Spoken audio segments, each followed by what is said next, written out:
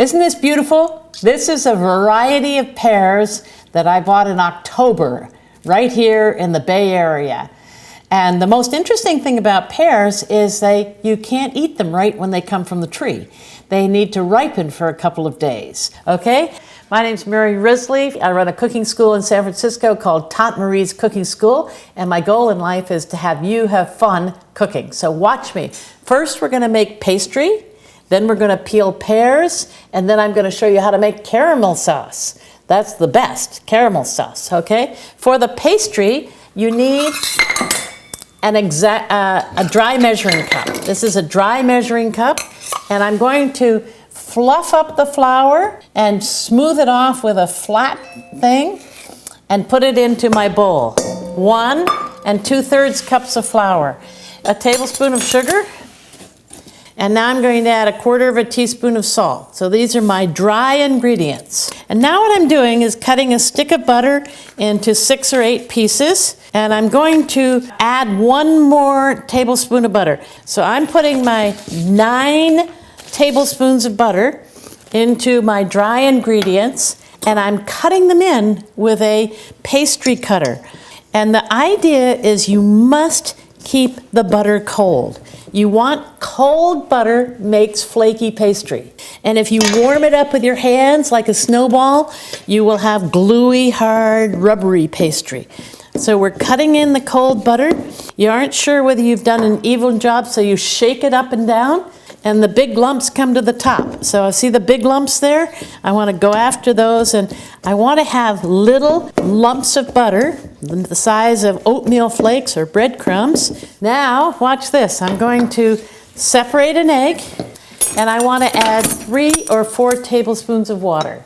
And so I'm going to mix that up with a fork. And I'm going to pour it in the middle of my dry ingredients and butter, and with a fork straight up and down, I'm going to get the liquid to mix into the flour. So now, with the fingers of one hand, I'm going to pull the pastry together and knead it briefly. So the fingers of one hand, I'm going to press it in, and I'm going to push it together onto a board like this, and I'm going to what the French call fraisage. So with the heel of my hand, I'm spreading it across the counter to get the butter to go into little flakes and the flour and water to mix. This is wrong. You don't want to, you want to keep the whole dough cold. You want to keep it cold. So I'm going like this, 3 or 4 times to fraisage or knead it to get it to come together.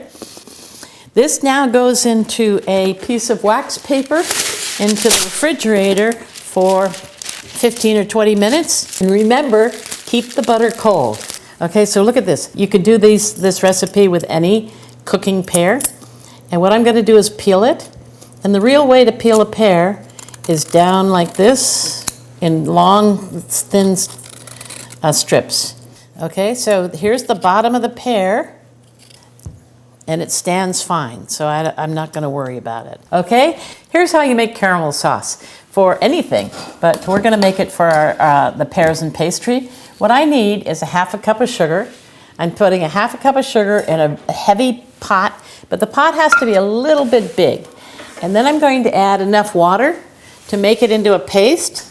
And now what I'm going to do is stir this over a gentle heat until the sugar dissolves. You want to make sure the sugar is dissolved before you turn up the heat and turn it to caramel. It takes about 7 minutes, so don't answer the phone, don't walk the dog. We need to have a nice clear sugar syrup before we start it boiling. You can see that there's still little crystals of sugar on the bottom.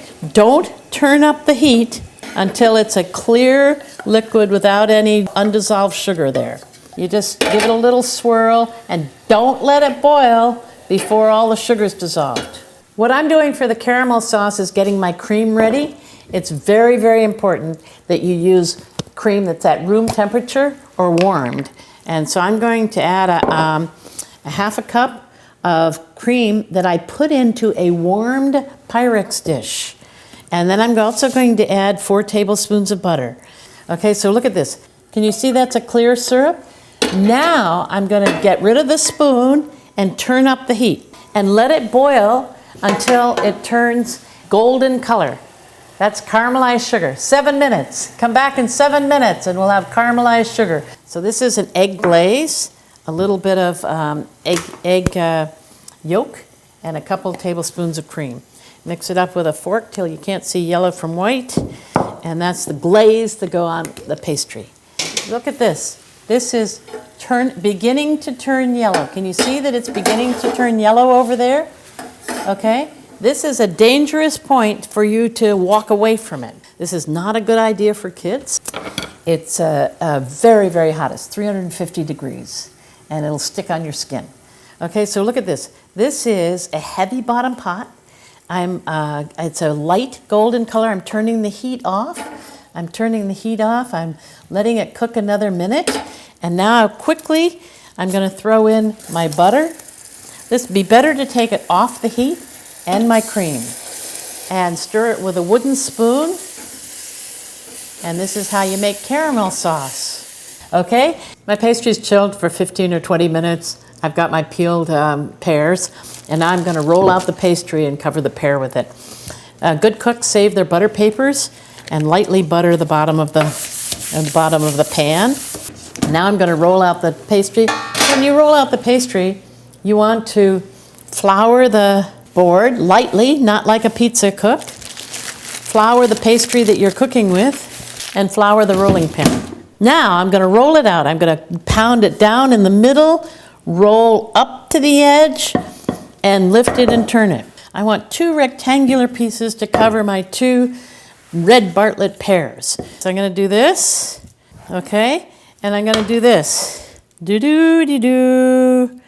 Okay, now I'm going to take this and lift it up and put it over my pear and tuck in the little edges. So you want to keep it tight around the pear and not get your hot little hands all over it. And look at that, that looks pretty good. Now I'm taking my egg glaze and painting the little egg glaze on here. If I had been smart, I would have cut my little leaves out before I put the pastry around the pear. I'm cutting a rough little edge here and making a little line in there and a line in here. And I'm going to put my leaf, we have to put a little egg glaze up here. I don't want the egg glaze to go down to the edge of the thing like that. It will stick the pastry to the board. So try not to get too much egg glaze on the pan. But this egg glaze helps to make everything nice and brown. Now I'm going to put it in a preheated 375 oven for 40 minutes. And I'm going to take them out now and take a look. Wow, look at these. Those are cool. These pears would have been benefited from being chilled a little bit before they were baked, because they kind of fell off the pear a little bit, but I don't care. Nobody's perfect and cooking can't be exact, and as long as it's delicious, who cares? So there's my caramel sauce on the bottom of my nice plate. I think I'll put a little bit more on. There's nothing as good as caramel. And here's my pretty pear. The one that you take out first to the table is the one that everybody's going to look at. So make sure to put your best pear forward. Put your best pear forward. Do you know that I have more than 40 videos on YouTube now? So you can learn something for every season. My name is Mary Risley from San Francisco, and I'm trying to teach cooking for fun and health and deliciousness to you. Here's my pear and pastry with caramel sauce.